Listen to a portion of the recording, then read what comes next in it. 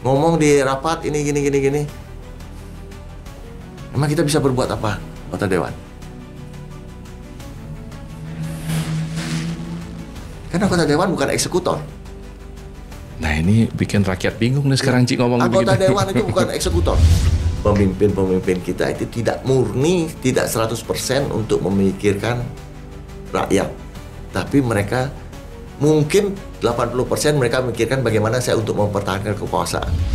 Kalau saya dulu, saya bangga jadi anggota dewan. Membangga masuk di medsos, menyerahkan bantuan. Karena uangnya dari kantong saya. Ya. Saya nggak perlu dihormati. Anda silakan menghormati saya kalau saya benar. Jangan takut dengan saya, jangan takut dengan anggota dewan. Cuman kalau Denpasar mau maju, tegakkan aturan pada diri sendiri dulu.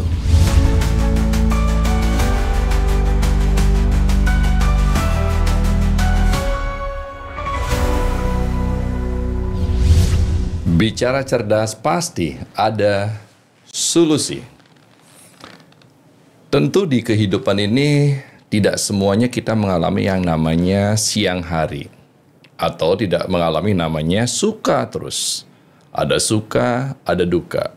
Dimanapun kursi kedudukan kita.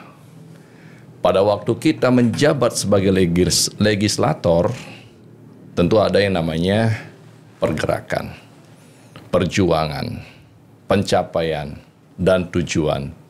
Disitulah kita bisa bicara pengalaman. Diskusi kita kali ini, kita akan bicara santai mengenai suka duka mantan legislator di Pulau Bali.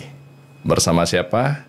Bersama Anak Agung Susruta Ngurah Putra. Ya, Om. Swastiastu, Ji. Swastiastu, Pak Arta. 62 tahun, Ji? 66 tahun.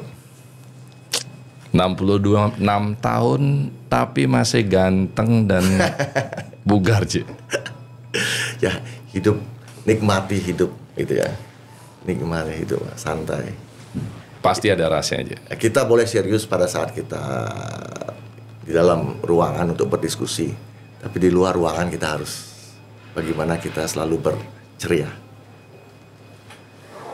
Kalau kita, itu teori, Ji. Semua orang menginginkan dan mau seperti itu. Itu teorinya, Ji.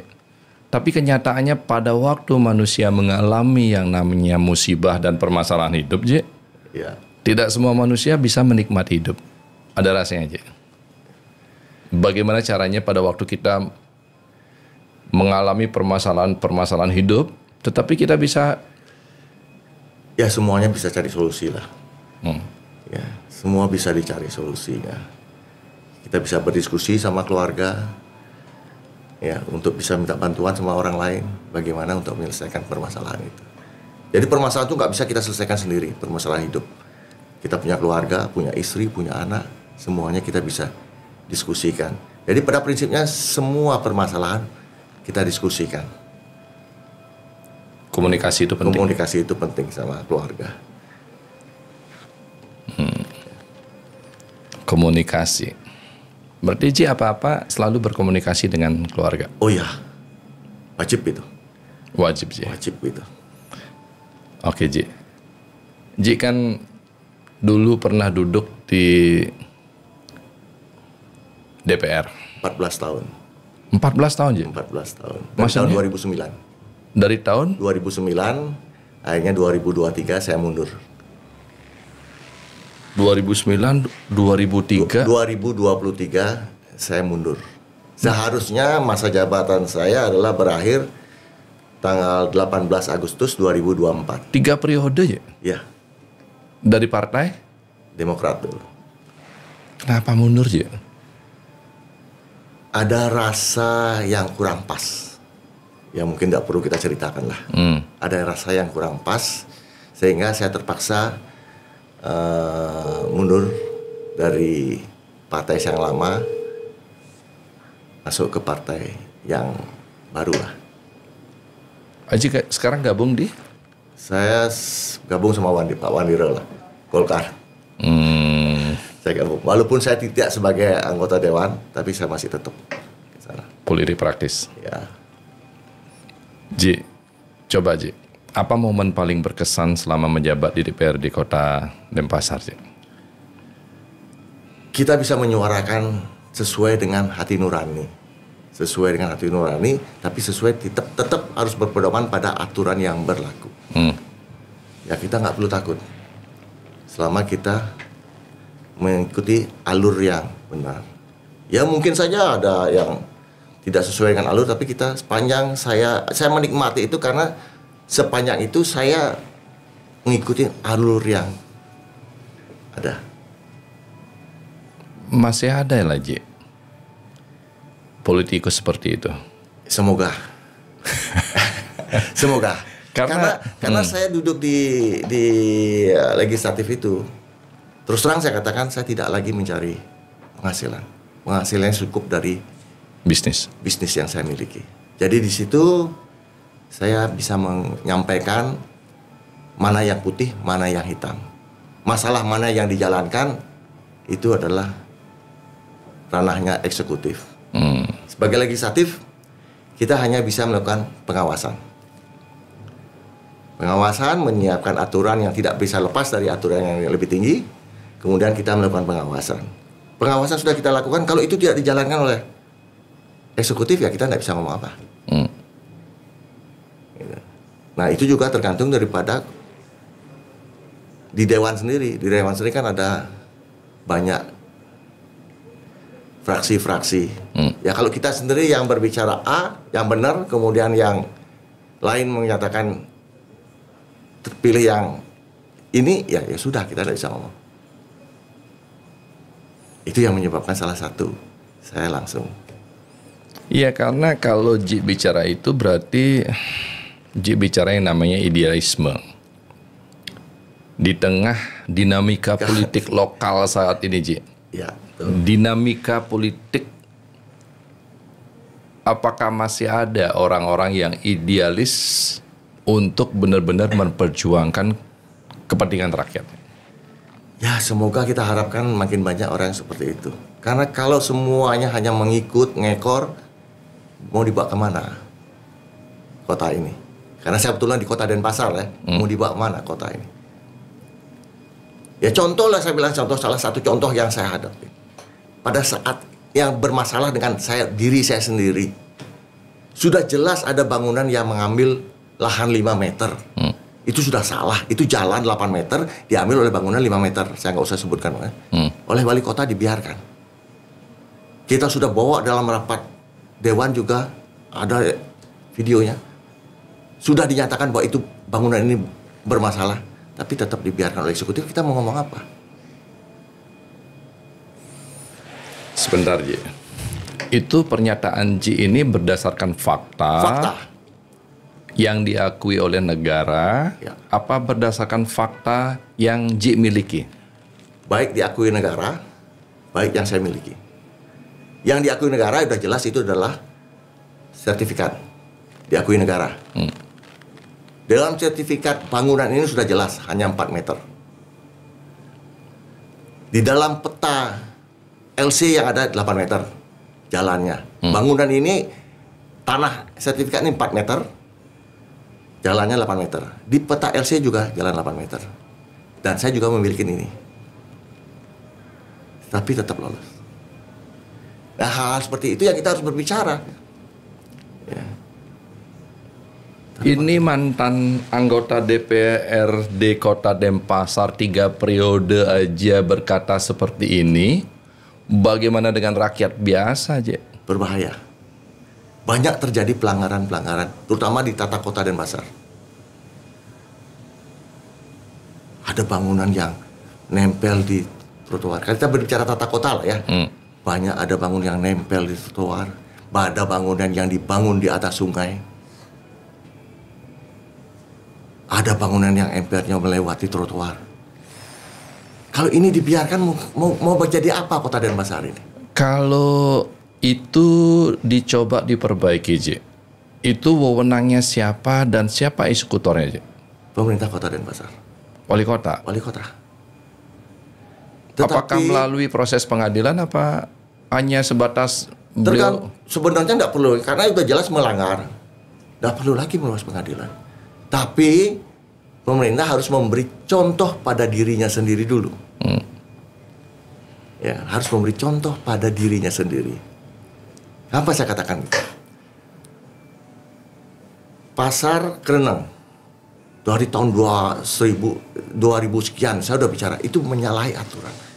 Ada tiang-tiang yang berada di tepi jalan. Itu aturannya udah salah. Tapi pemerintah memberi contoh. Suci Plaza yang saat ini direnovasi, bangunannya nempel dengan trotoar. Itu sudah salah. Bahkan tadinya tidak nempel, sekarang malah setelah direnovasi nempel di trotoar. Ini pemerintah sendiri memberi contoh kan? Ya seperti ini, gedung Pancasila dibiarkan oleh pemerintah. Pemerintah sendiri memberi contoh. Kalau pemerintah bisa menjalankan aturannya secara pada dirinya sendiri, saya yakin masyarakat akan taat. Tapi kalau pemerintah sudah memberi contoh yang tidak taat pada aturan yang dibikin sendiri, bagaimana kita masyarakat bisa taat? Contoh, masalah perparkiran. Di trotoar dipungut parkir. Itu kan trotoar tidak boleh tempat parkir. Tapi ada petugas parkir. Dibiarkan oleh pemerintah. Siapa yang mengut? Perumda parkir. Siapa punya perumda parkir? Pemerintah Kota Denpasar. Tapi itu tidak bisa diatur sama mereka. Itu akan sangat berbahaya itu. Kalau menurut Ji ya, itu kan sudah menjadi sebuah permasalahan Kota Denpasar. Tuh. Atas hal tersebut Ji, solusinya apa kira-kira Ji? Tegakkan aturan. Seperti apa yang diharapkan atau penegakan tersebut Ji? Lakukan koreksi atas bangunan-bangunan yang dimiliki pemerintah. Ya kan? Kalau pemerintah bisa melakukan koreksi kepada bangunan pemerintah, syaratnya pemerintah tinggal turun ke masyarakat, lakukan koreksi bangunan ini, lakukan koreksi bangunan ini. Tapi kalau pemerintah sendiri membiarkan bangunan milik pemerintah sendiri yang melanggar, bagaimana kita melakukan koreksi kepada? Tinggal orang masyarakat bilang, itu loh bangunan itu melanggar, kok saya dicari. Ya, sehingga kenapa saya ini menyangkut diri saya sendiri juga ya sebagai. Kenapa saya kemarin agak banyak berbicara di medsos terkait dengan beberapa penertiban yang di Pantai Bungin oleh Pak Gubernur. Saya sampaikan, Pak Gubernur, di medsos saya, itu loh pelanggaran bangunan yang 500 meter dari kantor Bapak, kenapa nggak ditertibkan? Kenapa nggak dicek? Kenapa justru yang jauh-jauh tempatnya sudah Bapak lakukan sidang? Yang dekat aja dulu lah.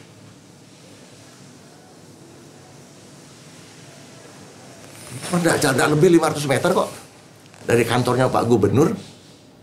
Ya, kenapa tidak dilakukan pemeriksaan sidak dulu? Kalau melanggar dibongkar. Di situ aja berani membongkar kok. Ya hotel yang elit berani dibongkar. Kenapa di sini nggak berani dibongkar? Ada apa ini? Ini jadi tanya. Punya pemerintah aja. Nah itulah contohnya saya katakan, tegakkan dulu aturan pada diri sendiri. Oke. Ya, kalau pada diri sendiri tidak bisa menegakkan aturan, gimana kita mau meminta orang ikut negakin aturan? Ya. Itu loh. Kalau kita tidak memberikan contoh yang baik, ya, bagaimana kita menuntut rakyat atau masyarakat untuk menjalankan hal-hal yang baik? Yang sesuai dengan aturan yang berlaku. Mungkin, Ji, kantor-kantor pemerintah atau fasilitas pemerintah yang dibangun tersebut sudah terlanjur dibangun, Ji. Ya. Sehingga untuk dibongkar sayang. Kalau yang lama, oke. Tapi yang baru-baru. Oh, ada yang baru juga, Ji. Nah, itu plaza itu Suci. Yang lebih membahayakan untuk disabilitas. Saya udah sampaikan ke jalur kuning di trotoar itu kan itu untuk orang yang disabilitas kan, orang yang blind ya, buta ya. Lucunya, jalan menuju basement itu berada pada jalur kuning. Nah kalau orang jalur kuning ini jalan terus nyemplung dia ke basement. Nyemplung ke basement itu. Coba deh. Kalau Anda lihat sekali-sekali ke Fuji Plaza, jalan di situ, tik tik tik, tik. Tutup mata, pakai itu. Nyemplung ke basement Pak. Wah, bahaya. itu udah saya ingat kan itu juga. Sekarang baru ditutup pakai itu aja, pakai pot bunga.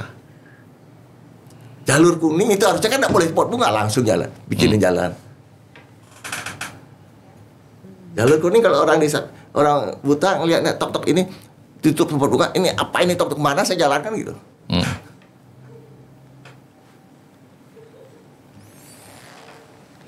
Ji, waktu Ji duduk di DPRD kota, Ji, apakah permasalahan ini sudah muncul apa belum ya, Ji?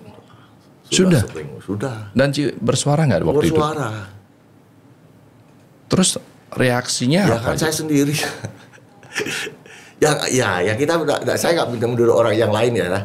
Ya idealisme yang ini adalah ya saya selalu menyampaikan apa yang kamu nggak bisa berbuat apa karena di dewan itu namanya kolektif kolegial. Kolektif kolegial. Tadi Ji berkata, oh saya menjadi anggota dewan tidak cari duit karena Astungkare saya sudah punya bisnis. Cari apa Ji? Cari kepuasan. Atas? Kepuasan menyampaikan sesuatu yang benar.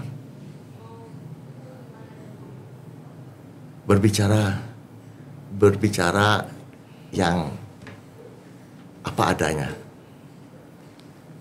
Penghasilan saya di dewan saya kembalikan loh ke masyarakat loh, bukan untuk saya loh. Penghasilan di dewan Ji kembalikan ke masyarakat. Betul. Dengan cara-cara? Setiap bulan saya bagi Oh, ke kelompok-kelompok masyarakat.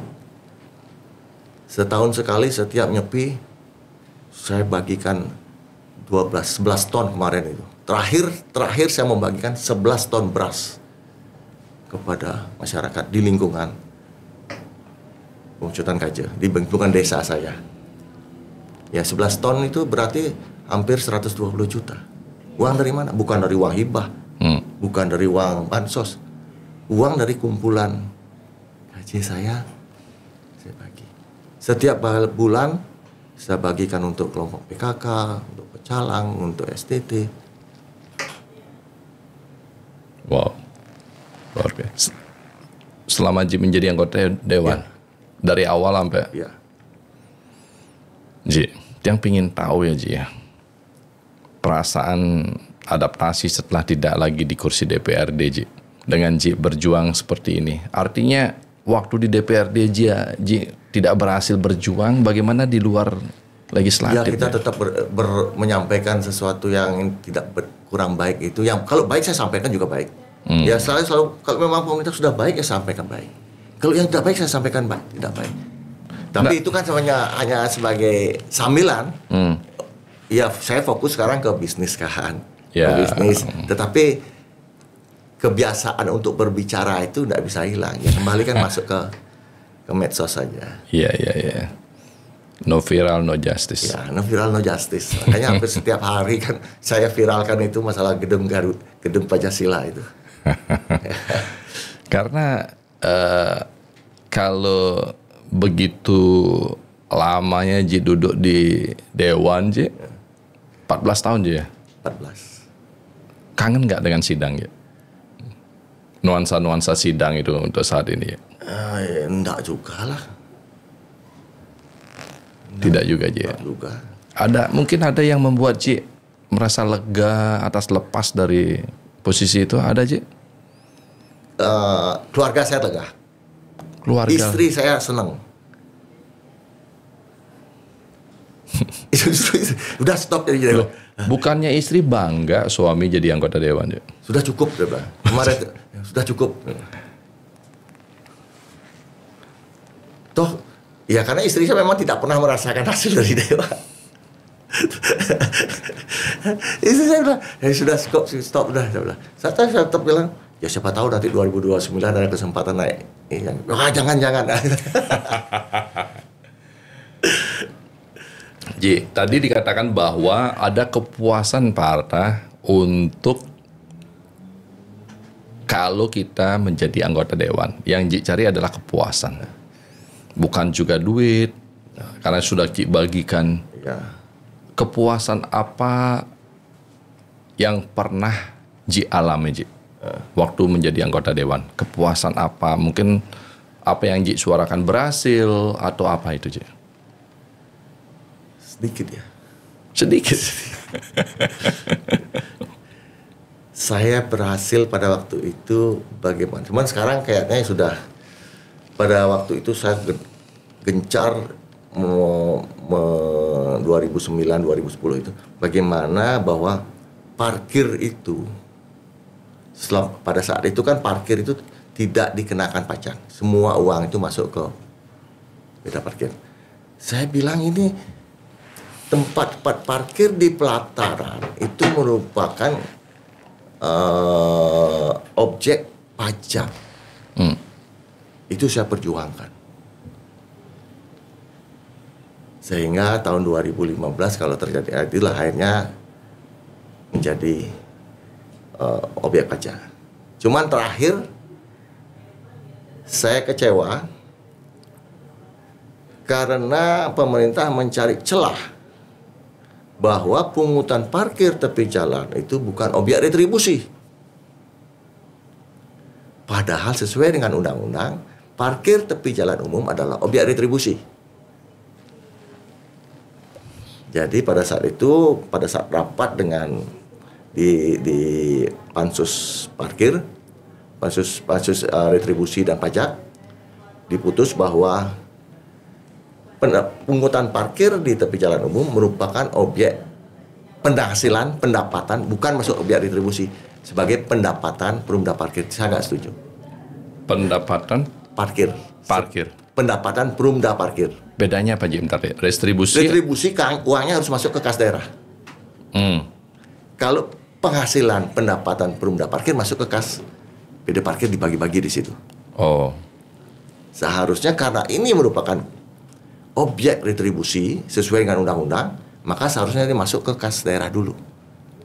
Nanti masalah pemerintah akan membayar ke perumda parkir sebagai jasa, silakan. Tapi ini. Oh, berarti perumda parkir itu operator saja. Operatornya kan perusahaan kekayaan pemerintah yang dipisahkan. Ya. Terpisah kekayaan pemerintah. Tapi logikanya masuk, Ji. Memang itu kan bukan punya mereka. Jalan itu kan bukan punya perumda parkir. Betul. Ya kan, jalan itu kan punya. Sekarang kalau uangnya masuk ke perumda parkir semua, pernah nggak perumda parkir memperbaiki jalan? Apa masuk ke perumda parkir, nanti perumda parkir menyetor ke pemerintah? Nah, ya habisin dulu di sini. Nanti keuntungannya, misalnya untung 1.000, ya 35% masuk ke kas daerah. Seharusnya kan undang-undang menyebutkan pungutan retribusi harus masuk 1x24 jam. Masuk dulu ke kas daerah. Ya. Nanti pemerintah membayar kepada perumda jasa pemungutan. Berapa? Sekarang kan dibagi dulu di sini, nanti untungnya baru sisanya. Itu yang satu. Itu berhasil, Ji. Ji perjuangkan. Nggak bisa. Itu saya menurut. Yang kira Ji berhasil puasakan hal itu. Tapi yang saya puasa pada waktu disahkannya Perda Pajak Parkir tahun 2015. Apa itu? Perda Pajak Parkir. Nah, sekarang lagi masalah pajak parkir. Sekarang pungutan parkir di pelataran, di tempat parkir khusus yang dimiliki oleh swasta, itu kan merupakan objek pajak. Sebenarnya silakan perusahaan-perusahaan swasta itu melakukan kegiatan pemungutan parkir tapi bayar pajak. Tapi tidak bisa untuk di Kota Denpasar. Harus meminta rekomendasi. Kalau misalnya saya punya jasa usaha perparkiran, saya harus minta rekomendasi ke perumda parkir. Oke, saya bilang gitu.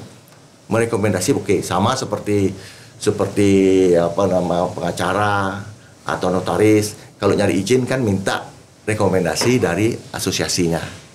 Pasti minta asosiasi kan? Betul. Minta surat pengantar asosiasi. Dokter pun minta. Perumda betul. Tetapi kan bayarnya cuma sekali. Begitu kita mengajukan ngajukan permohonan untuk minta rekomendasi, oke keluar rekomendasi, bayar Sekali. itu aja. Di perumda parkir, di perparkiran kota besar berbeda.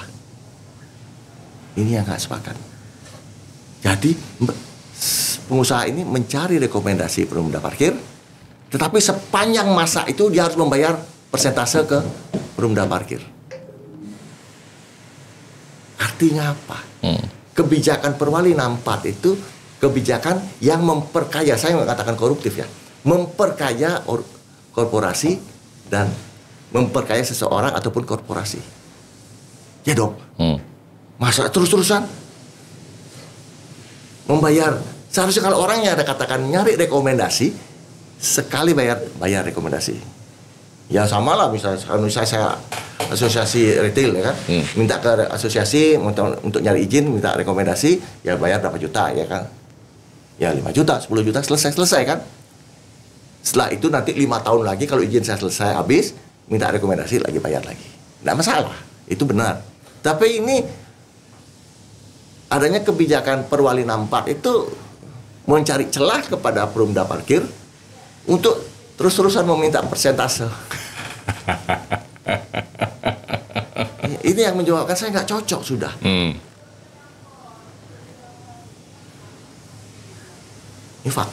Ini fakta di Kota Denpasar. Wow. Tapi pemerintahnya. Kolektif kolega. Tapi teman-teman ya. Sebenarnya Ji, tugas DPRD itu apa ya Ji? 3 sebenarnya. Apa itu Ji? Bukan hibah loh tugas DPR. 3. Budgeting ya, mengajukan ya. Tapi yang memutuskan DPR. Tapi yang mengajukan eksekutif. Oke. Eksekutif. Legislasi. Membuat perda, membuat aturan. Legislasi, budgeting, and controlling. Itu 3 itu saja.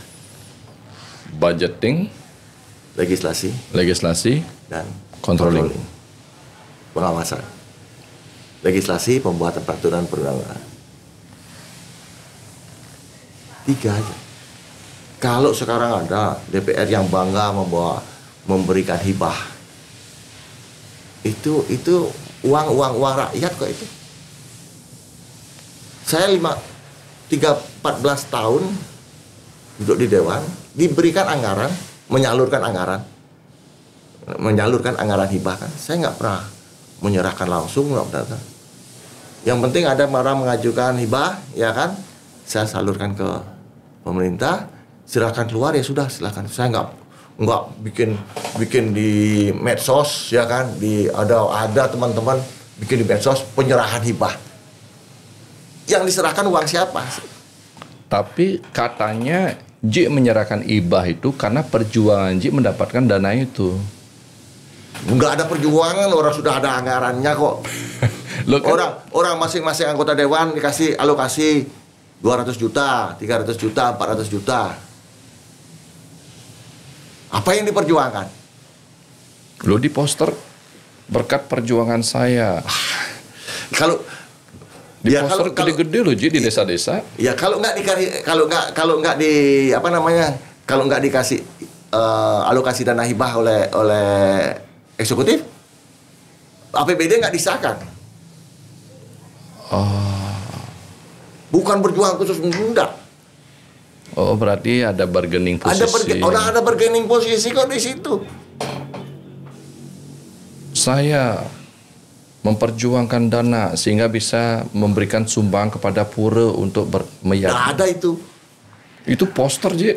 Anggaran itu, yang punya alokasi anggaran itu hanya eksekutif. Legislatif nggak punya alokasi anggaran. Anggota dewan itu tidak punya alokasi anggaran. Makanya kalau terjadi masalah, anggota dewannya lepas. Anggota dewan mengesahkan aturan. Ya. Apa membuat? Mengesahkan APBD. Mengesahkan APBD dan membuat ini perda. Perda Untuk daerah ya. Berarti ada usulan berarti ya dari staf ahli. Ada perda usul inisiatif ataupun perda dari eksekutif. Pengawasan sama lah kayak Ji. Ya, Dulu menjadi anggota DPRD. Kan Ji mengawasi atas pembangunan atau lokasi-lokasi bangunan pemerintah yang melanggar hukum. Trotoar dipakai parkir. Apa yang Ji awasi Ji? Orang itu berjalan terus sampai sekarang. Ya kita cuma bisa ngomong aja. Ngomong di rapat ini gini. Emang kita bisa berbuat apa, anggota dewan? Karena anggota dewan bukan eksekutor. Nah ini bikin rakyat bingung nih sekarang Ji ngomong begitu. Anggota dewan itu bukan eksekutor. Eksekutor ada eksekutif. Ji, sekarang Kota Denpasar ya. Ya. Ji kan 3 periode di situ. Ya. 3 periode di situ tuh pasti Ji melihat lah mapping Kota Denpasar masa depan, Kota Denpasar jangka pendek, Kota Denpasar jangka menengah. Ada nggak mapping itu Ji? Dengan kondisi Kota Denpasar saat ini yang saya lihat, mohon maaf Ji, macet di mana-mana, sampah bermasalah. Itu apa tidak Ji rencanakan dari dulu itu Ji untuk mengantisipasi ini? Ampun aja.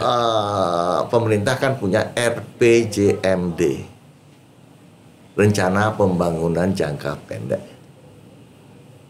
Ada itu. Cuman apa jalan?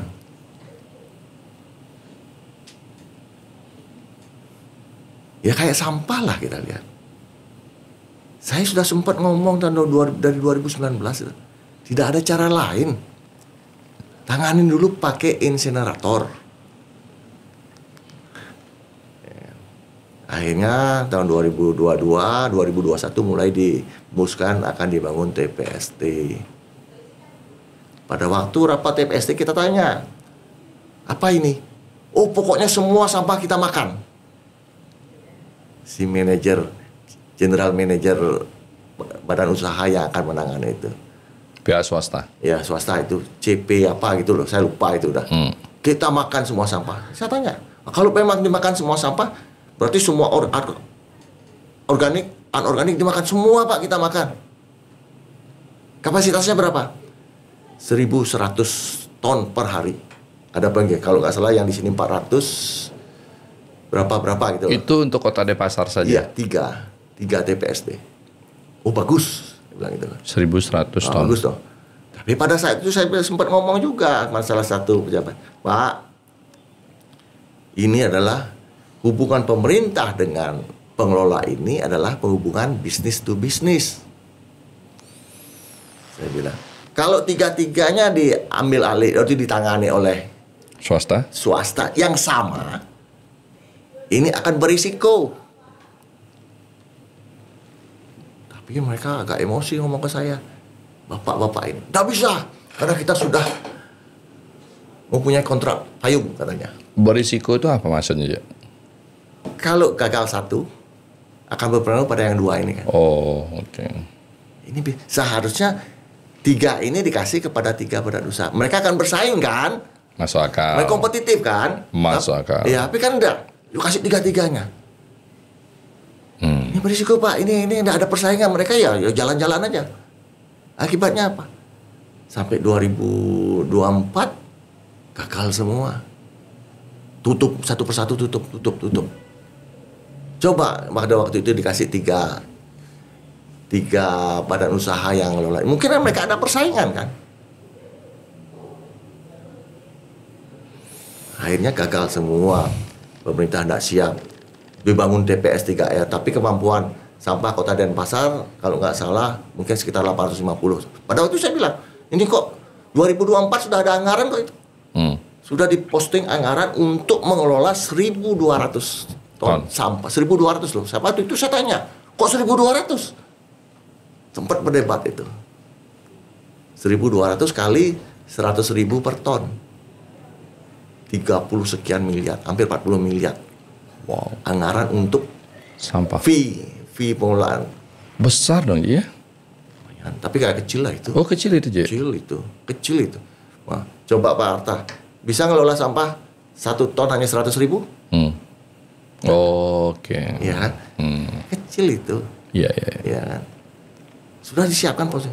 Tapi kan gagal semua. Akhirnya anggaran ini nggak mubazir.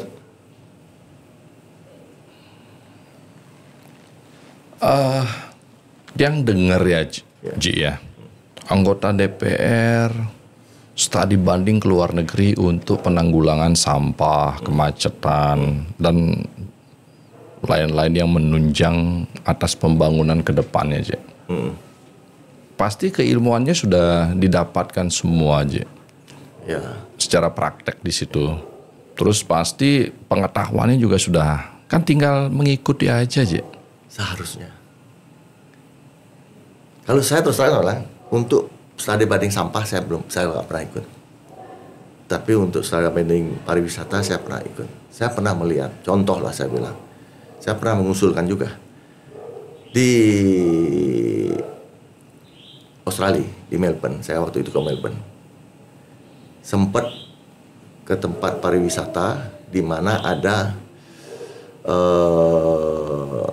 penguin pulang. Ya, penguin kita duduk di atas melihat penguin itu sore itu kedinginan, kita lihat penguin itu bisa pulang ke laut. Enggak, dari laut pulang ke darat ke rumah-rumahnya itu kan ada. Wah, Bagus itu bagus. Saya bilang usul saya, ini ada seperti ini di Australia. Kenapa di Denpasar tidak bisa? Bikin sebentar aja. ya. Penguin dari laut pulang ke rumah-rumah penduduk. Bukan, dia memang ada konservasi. Oh. Konservasi, ya wilayah konservasinya Di itu. tepi Iya. laut. Iya, jadi kita dibikin kayak panggung itu ngelihat nonton di situ. Saya pulang ke daerah konservasi penguin ini. Saya bilang, ini ada contoh bagus. Kenapa di Denpasar tidak bisa dilakukan? Bebek pulang kandang. Ya kan? Iya. Di desa-desa itu kan bikin tempat di mana budaya orang nganggon bebek itu kan bisa dijadikan pariwisata. Ya. Nah, kemudian contoh lagi di Eropa ada danau yang ada burung apa itu loh, di angsa itu di danau, di sungai itu kan. Kenapa kita punya sungai yang bagus di Kota Denpasar? Ya, yang namanya sekarang Sungai Korea, Tukat Korea yang itu. Kenapa kita enggak taruh aja bebek angsa di sana? Ya, ditaruh udah ini Ji, fasilitas yang lebih banyak lagi. Fasilitas sampah. Ya, coba itu dibikin, ditata bagus kan? Ditata bagus itu sungai itu bagus, dibersihkan. Kemudian ditaruh angsa. Kan merupakan ide-ide seperti itu harusnya banyak bisa itu inovasi-inovasi yang bisa. Bebek pulang kandang. Wah, itu banyak ribuan bebek kan, pengangon. Ya hasil ini diberikan kepada pengangon. Ya dikembalikan kepada masyarakat. Masyarakat pun juga senang. Ya. Makanya senang. Kenapa? Kenapa yang positif itu tidak mau dipikirkan oleh pemerintah? Di luar negeri sungainya aja dibuatin transportasi. Ya. Dia punya sungai transportasi Transportasi tidak mungkin lah. Transportasi plastik ya. Transportasi yang mungkin karena sungainya. Tapi kan minimal. Cuman kalau di luar pun juga dulu begitu, Ji. Ya, dikeruk ya. Ya. Ya di sinilah ada kepentingan itu yang susah. Tidak murni, maaf aja. Jadi maaf aja kalau saya katakan bahwa pemimpin-pemimpin kita itu tidak murni, tidak 100% untuk memikirkan rakyat. Tapi mereka mungkin 80% mereka memikirkan bagaimana saya untuk mempertahankan kekuasaan. Nah, apa jadinya kita, Ci? Nah, itulah. Kalau memang tujuannya sepertinya seperti itu. Basta. Ya. 80% memikirkan gimana saya mempertahankan kekuasaan pemilu yang akan datang.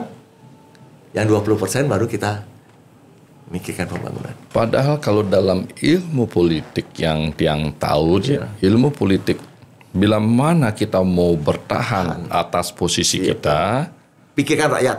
tunjukkanlah hasil. prestasi dan hasil kerjamu. Ya, betul. Otomatis rakyat akan milih itu kok. Otomatis rakyat kalau hasilnya bagus, otomatis kan memilih. Sekarang kan enggak, makin banyak hibah makin dipilih. Ya kan beberapa kali di video ada kepala lingkungannya atau klien lingkungannya ngomong, ingat loh ya, kita sudah dapat hibah bantuan sekian, pilih ini. Kan pembicaranya itu. Pernah nggak kepala lingkungannya pilih si A karena dia sudah berhasil membuat Denpasar tidak macet, ya kan, membuat sampah itu hilang. Pernah nggak? Kan enggak. Saya beberapa kali nonton video, lihat video, selalu begitu. Kalian Banjar, kalian Pura, kan selalu ngomong, kita sudah dibantu loh sama Bapak A ini. Ya, siapa yang tidak akan membantu ini? Yang lain, saya nggak akan kasih bantuan administrasi. Kan ada beberapa video seperti itu. Itu kekonyolan, Je. Itu saya katakan itu kok. Makanya saya katakan sekarang pemimpin itu bagaimana mempertahankan kekuasaan daripada memikirkan rakyat.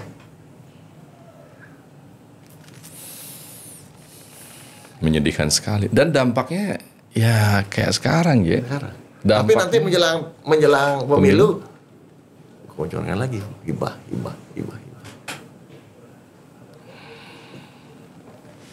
Tanpa disadari membodohkan masyarakat. Nah itu. Ini loh yang dibutuhkan masyarakat. Coba sekarang dana hibah yang ratusan miliar itu coba jangan dicairkan untuk bantuan-bantuan. Gunakan ini untuk menyelesaikan permasalahan sampah. Selesai. Betul, Cik. Iya. Dan itu harus dilakukan segera, Cik. Kita udah urgent sekali nih. Sama macet ini, Cik, urgent sekali. Kemarin saya lihat di video terakhir, saya lihat ada pura yang dihancurkan pakai alat berat. Karena dapat hibah. Oh, diperbaiki. Pura masih bagus-bagus kok. Masih bagus-bagus kok. Ya kan? Itu mungkin perlu diperbaikin ya. Mungkin nanti akan diperbaiki. Cuman cobalah. Dana yang ada sekarang ini fokuskan untuk menyelesaikan permasalahan Kota Denpasar. Selesaikan hibah, selesaikan sampah. Saya yakin kok nanti akan dipilih kalau memang bisa. Ya, selesaikan tata kota yang bagus. Tata kota ini. Waktu Ji duduk di anggota dewan, Ji bicara, mengawasi, menegur, tetapi diabaikan. Perasaannya gimana ya? Ya nyamur dada aja. Tapi kepikiran. Nggak mau apa? Saya kan cuma sendiri. Tidak ada upaya lain yang memang membuat. Nggak bisa. Lingkungannya seperti itu. Kolektif kolegial. Kolektif kolegial. Wow. Karena yang lihat sengaja tadi bertanya apa tugas DPR? Tugas DPR itu cuma 3 itu. Tadi legislasi, budgeting, dan controlling. Itu saja. Jadi kalau ada anggota dewan gagah-gagahan membawa hibah, di medsos ini loh saya nyerahkan hibah, nyerahkan gamelan ini. Itu uangnya siapa yang diserahkan? Kalau saya dulu, saya bangga jadi anggota dewan. Membangga masuk di medsos menyerahkan bantuan. Karena uangnya dari kantong saya. Ya. Saya nggak pernah mau masukkan di medsos bantuan dari menyerahkan hibah. Nggak pernah saya. Tapi kalau saya masuk di medsos, menyerahkan bantuan beras, menyerahkan bantuan setiap bulan, memberikan amplop. Itu saya bangga. Karena itu uang saya, uang hak saya. Walaupun itu uang, sebenarnya saya katakan pada masyarakat, ini adalah gaji saya dari APBD, saya serahkan kepada. Karena saya tidak banyak berbuat, bisa berbuat. Salah satu alasan saya membagikan semua karena saya nggak bisa banyak berbuat. Malu saya menerima uang itu.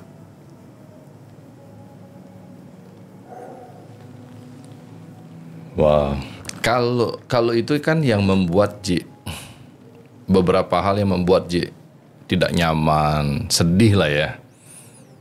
Pasti ada yang membuat Ji bangga juga duduk sebagai anggota dewan Ji. Apa itu Ji? Ya kita Selain kepuasan itu Ji. untuk pribadi ya, untuk pribadi saya tahu aturan. Ya, saya tahu aturan, jadi saya menjalankan sesuatu sesuai dengan aturan. Kalau ada yang datang mencela-mencela, aturannya seperti ini. Kebanggaannya, kehormatan itu apa Ji? Nggak dapatkan kan? Saya selalu ngomong sama eksekutif, saya nggak perlu dihormati. Anda silakan menghormati saya kalau saya benar. Jangan takut dengan saya, jangan takut dengan anggota dewan. Sepanjang Anda benar. Saya selalu ngomong begitu. Jadi Anda kalian dalam rapat pun saya sampaikan, jangan takut sama anggota dewan. Kecuali Anda salah. Kalau kalian salah, kalau Anda salah, silakan Anda takut. Tapi kalau Anda benar, lawan anggota dewan itu. Karena anggota dewan belum tentu tahu, belum tentu benar. Ya, anggota dewan belum tentu benar loh. Kadang-kadang mereka nggak tahu. Jangan anggap bahwa anggota dewan itu tahu semua. Enggak lah. Sekarang Cik terpilih. Setelah terpilih menjadi anggota dewan, ada pelatihan nggak menjadi anggota dewan? Ya pelatihan sih pelatihan biasa lah. Oh, Coba pelatihan cuman tahu atau tidak tahu akan aturannya, kita harus belajar sendiri dong. Kemauan kita untuk membaca, kemauan. Kalau kita tidak membaca, tidak mau belajar dan tidak mau membaca, ya nggak tahu aturan. Ya.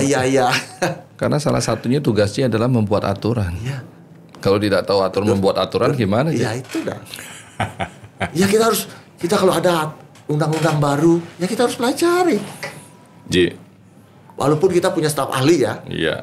Ya, tapi kalau staf ahli Harus tetap tahu. harus tetap tahu. Makanya itu yang katakan jadi anggota dewan itu nggak gampang. Kalau kita betul-betul mau menjadi anggota dewan yang benar. Akan gampang kalau kita cuma menjadi anggota dewan, cuma pagi datang, duduk, siang pulang, tanggal 1 terima amplop. Ya itu Cik. Di masyarakat dihormati. Tapi ada yang begitu.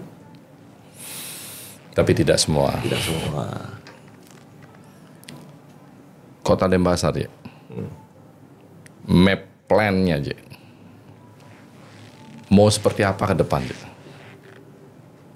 Setahu Cik. Jadi saya sudah Apa Cik tidak tahu? sudah 3 tahun sudah 3 tahun nggak ngikutin apanya. Ya. Saya sekarang sudah 3 tahun nggak Tidak ikut di dalamnya. tidak ikut di dalamnya. Cuman kalau Denpasar mau maju, tegakkan aturan pada diri sendiri dulu. Gampang kok sebenarnya. Denpasar itu gampang. Hilangkan sampah, hilangkan macet, tegakkan aturan, selesai. Tahun depan kepilih lagi kok. Itu yang susah Cik. Yang Cik bilang 3 itu yang susah. Itu aja. Dan mentok permasalahan pemerintah ya itu Cik sampai sekarang. Iya. Hilangkan sampah nggak? Kalau kamu bisa. Hilangkan macet nggak juga? Bisa. Tegakkan keaturan nggak enak Ji. Orang dia Ji yang Iya. dukung saya dulu gimana? Sampah bisa sebenarnya dihilangkan. Kenapa enggak bisa? Saya dari 2019 saya udah ngomong pakai insinerator dulu. Dibilang enggak bisa dibakar. Loh kenapa enggak bisa dibakar? Sekarang TPST dibangun TPST. Jadi apa? Jadi RDF. RDF itu kan bahan bakar kan? Dibakar nggak? Dibakar. Ya kan sekarang misalnya bikin TPST. TPST tujuannya akan sampah anorganik seperti yang bisa dijadikan bahan bakar, dikeringkan jadi RDF, namanya refuel apa gitu loh. Lupa saya, pokoknya RDF ya kan. RDF itu kan bahan bakar. Bahan bakar itu gimana caranya bahan bakar? Bahan bakarnya kan untuk membakar sesuatu, dibakar ini. Ini kan dibakar saya katakan. Kenapa kita nggak bisa bakar? Cuman kita yang RDF ini kita membakar ada manfaatnya untuk menggerakkan turbin atau genset atau apa. Tapi kalau kita menggunakan insinerator, kita membakar, cuma tidak ada manfaatnya. Belum ada manfaatnya. Tapi kan menghilangkan sampah. Bahkan kita biaya untuk insinerator. Kan, cuman dibakarnya itu harus bebas emisi. Asap. Asapnya harus dihitung. bebas emisi. Kan begitu, sama-sama dibakar. Yang ini bermanfaat, yang ini saja saya katakan dari tahun 2019 gunakan insinerator. Bukankah zaman Pak Mangku Pastike sudah melakukan itu, Cik? Ada survei-survei tapi belum. Oh, belum, Cik. Belum. Karena diskusi-diskusi saya dengar. Diskusi banyak investor datang. Tapi mentoknya kan masalah urusan sampah ini kan kabupaten kota yang punya. Ya, bukan urusan gubernur kan cuma bisa menyarankan. Jangankan begitu. Pada waktu Pak Mangku Pastike mau bangun rumah sakit mata Bali Mandara, rumah sakit Indra dulu, kan jadi penolakan di Kota Denpasar. Iya, karena partai terbanyak. Ya, padahal yang dibangun itu ada satu titik dulu di RT RW-nya waktu itu ada satu titik yang abu-abu. Dalam arti ini adalah titik kawasan kantor, betul. Tapi di Perda pada saat itu saya sudah sampaikan kawasan perkantoran, kantor sama perkantoran kan beda. Kantor sama perkantoran kan beda. Perkantoran itu kawasan. Kawasan perkantoran di Kota Denpasar itu hanya ada 2. Niti Mandala Renon dan Niti Praja Lumintang. Jadi di Renon, Niti Mandala Renon sama kok di Lumintang. Hanya 2 kawasan perkantoran. Di sini kebetulan ada kantor Dinas Sapa waktu itu. Ada. Begitu ini dibongkar, kan hilang perkantorannya ini. Bisa dong jadi kawasannya sama dengan kawasan lingkungannya ini. Kawasan perkantoran kan? Kenapa ini perkantoran tidak bisa untuk buka rumah sakit? Pada kawasan perkantoran 2 ini. Kan ini dicegah. Tapi dukungan daripada saat itu Golkar sama Demokrat jalan. Ya, itulah politik. Iya kan? Ya kadang-kadang sesuatu itu nggak dibaca. Kalau saya baca, perkantoran saya debat itu. Perkantoran itu hanya ada 2. Ini dan ini. Ini bukan perkantoran. Ini kantor. Kalau kantor itu sudah dibongkar, jadi inilah kawasannya sama dengan kawasan ini. Kawasan campuran. Debat di situ. Ji, kalau Ji kan orang bisnis nih. Ya. Puri Ayu sama Ayu Nadi, Ji. Ya. Itu bisnis yang sangat berkembang dari dulu sampai sekarang, Ji. Kalau kita bicara Bali, Ji, ya. Bali dari sisi penghasilan atau industrinya adalah pariwisata.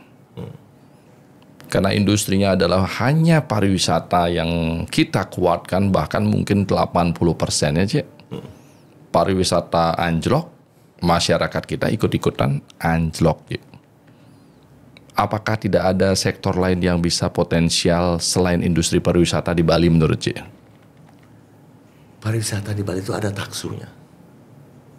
Nah, untuk supaya ada masyarakat kita memiliki pendapatan selain pariwisata. Kalau pertambangan kan tidak mungkin. Pertambangan kan tidak mungkin. Ya karena tinggal pariwisata, bagaimana kita merawat pariwisata ini. Jangan kita sendiri yang bilang di mulut bagaimana kita mengajakkan budaya. Di mulut loh mengajakkan budaya, tapi kita berbuat yang tidak mengajakkan. Ya, di mulut kita selalu ajakkan budaya karena ini adalah tulang punggung kita pariwisata. Ajakkan. Tetapi dalam faktanya kita tidak melakukan itu. Contoh saya bilang.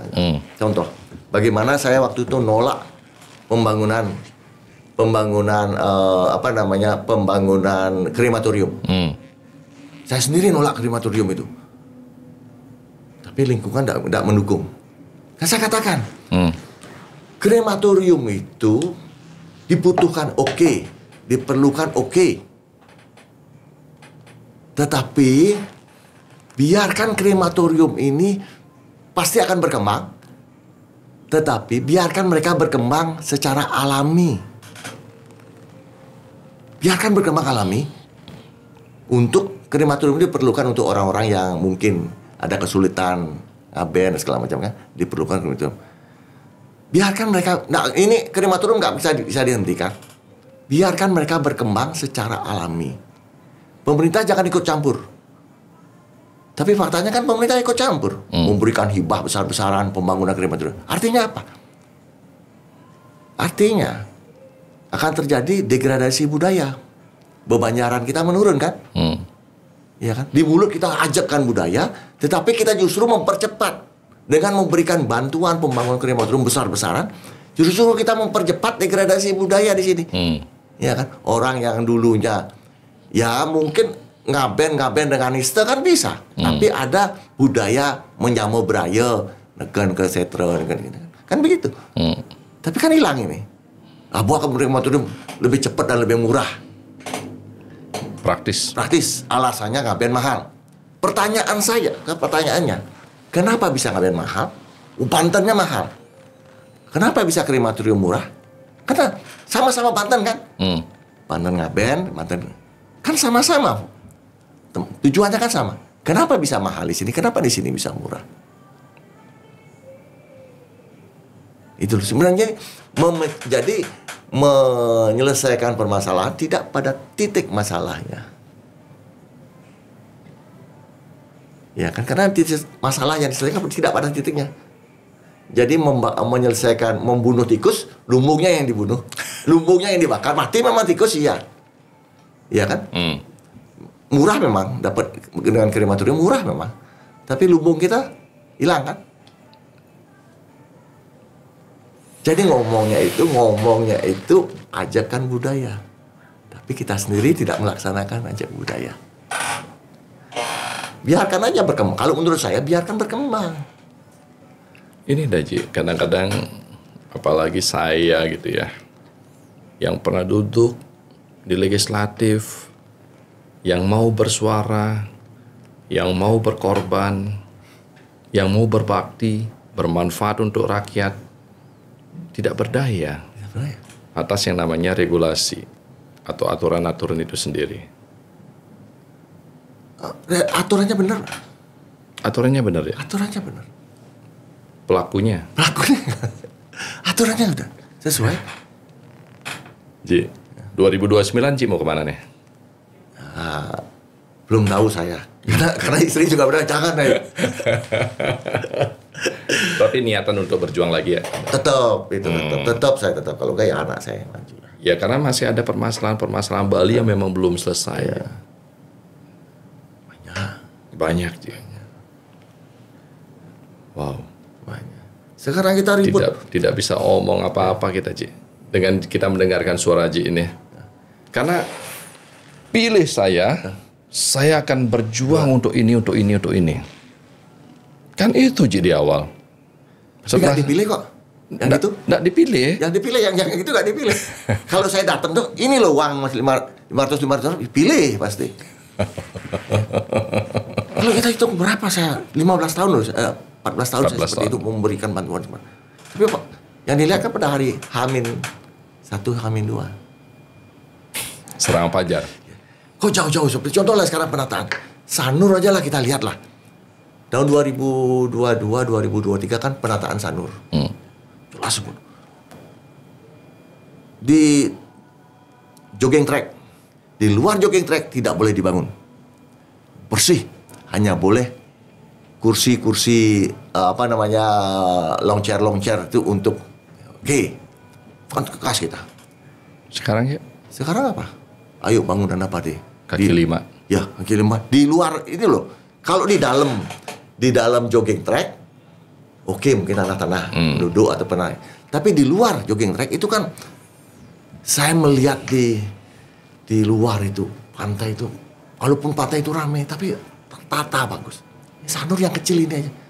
Pada waktu itu saya ngomong udah, Pak Wali, coba dah di Sanur itu dikelola oleh profesional. Kalau adat membutuhkan anggaran, ambilkan dari pengelolaan ini berapa ratus juta, berapa miliar per bulan atau per tahun. Minta dari sini. Jadi tawarkan profesional. Alangkah indahnya Sanur itu. Jadi adat nggak usah terlalu sibuk ngurusin bisnis. Adat desa urus kepentingan desanya, urus kepentingan adatnya. Tetapi uangnya dari mana? Dari orang profesional ini. Ya kan? Misalnya profesional ini bisa mampu misalnya 1 M 1 bulan. Adat minta kasih saya 500 juta atau 700 juta. Jadi adat itu betul-betul memikirkan pelestarian adat tanpa harus memikirkan bisnis, tapi dapat uang dari. Betul.